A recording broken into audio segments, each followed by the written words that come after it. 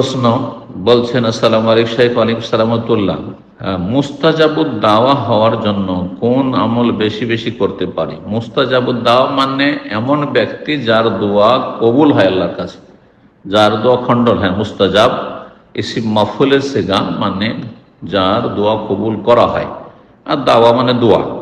যার দোয়া কবুল করা হয় এমন আমি ব্যক্তি হতে চাই, এমন মানুষ হতে চাই। এর জন্য বেশি বেশি কোন আমল বেশি বেশি করতে পারি? এর জন্য আপনি তৌহিদবাদী হবেন, ইখলাস নিজের মধ্যে নিয়ে আসবেন আপনার জীবনের প্রতিটি ক্ষেত্রে। আল্লাহর সন্তুষ্টির জন্য কাজ করার চেষ্টা করবেন, দুনিয়ার গরজ না হয়। 2 নম্বর কথা, সুন্নাহ মোতাবেক দোয়া করবেন, বেদাতের সংমিশ্রণ দোয়াতে না হয়। আর 3 নম্বর গুরুত্বপূর্ণ আরেকটি বিষয়, সেটা হচ্ছে হালাল রিজক ভক্ষণ করবেন, হারাম খাবেন না। হারাম যারা খায় তাদের দোয়া কবুল হয় না।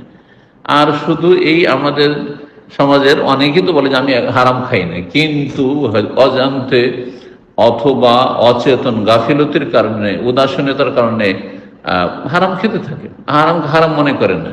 না, আপনাকে একবারে সূক্ষ্ম দৃষ্টি রাখতে হবে যে আমার পেটে বা আমার শরীরে, আমার কাপড়ে, আমার খাদ্যে, আমার পানীয়তে, আমার চলাফেরাতে, আমার রোজগারে, আমার উপার্জনে কোন রকমের হারামের সংমিশ্রণ নেই।